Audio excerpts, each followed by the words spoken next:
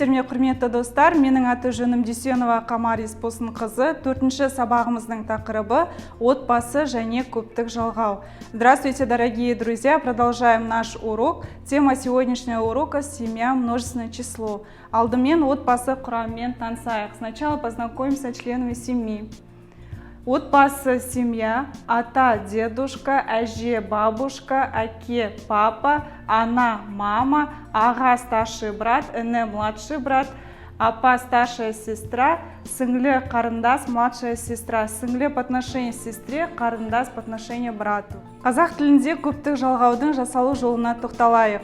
Множественное число – это число, используемое при обозначении нескольких предметов, объединенных по какому-либо признаку.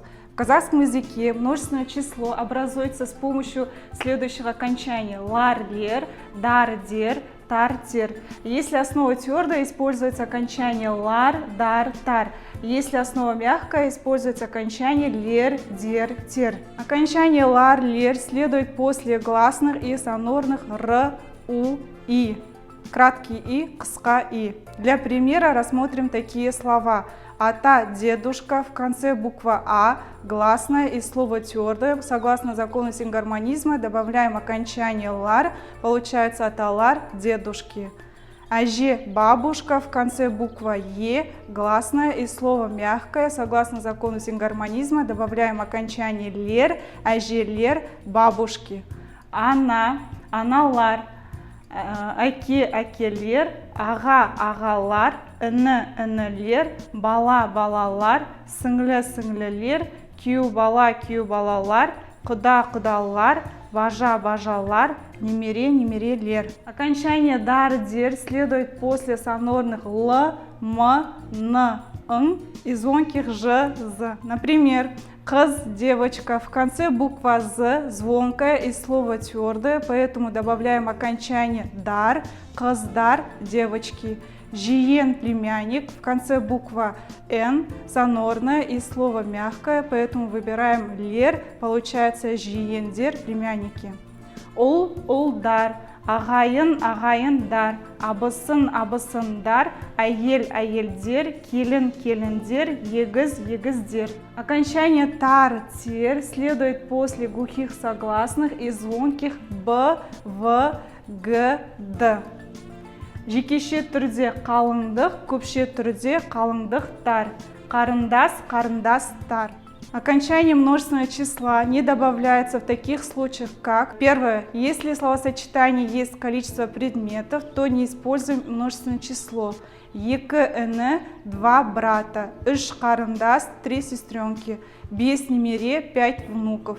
Второе, если используются слова көп, много, аз, мало, біраз, біршама, немного, бірталай, большое количество, бірнеше, несколько. Например, аз бала, мало детей, көп қалыңдық, много невест, бірнеше ағайын, несколько родственников. Третье, если предметы неисчисляемые: май, масло, су, вода, шай, чай, бақыт, счастье, жаңбыр, дождь, қар, снег. Дорогие слушатели, на втором уроке мы изучали притяжательные слова менің и сенің. Теперь давайте составим вместе словосочетание. Менің балам, мой ребенок, сенің балаң, твой ребенок, менің қызым, моя дочка, сенің қызың, твоя дочка, менің ұлым, мой сын, сенің ұлың, твой сын. Теперь рассмотрим, как они изменяются во множественном числе. Менің балаларым, сенің балаларың, менің қыздарым, сенің қыздарың, менің ұлдарым, сенің ұлдарың. Сіз білесіз бе, а вы знаете, День семьи в Казахстане отмечают второе воскресенье сентября. Қазақстанда қыркүйек айының екінші жексенбісінде отбасы күні тойланады. 15 мамыр халықаралық отбасы күні. 15 мая Международный день семьи. Қазақ халқында мынадай мақал бар: отан отбасынан басталады.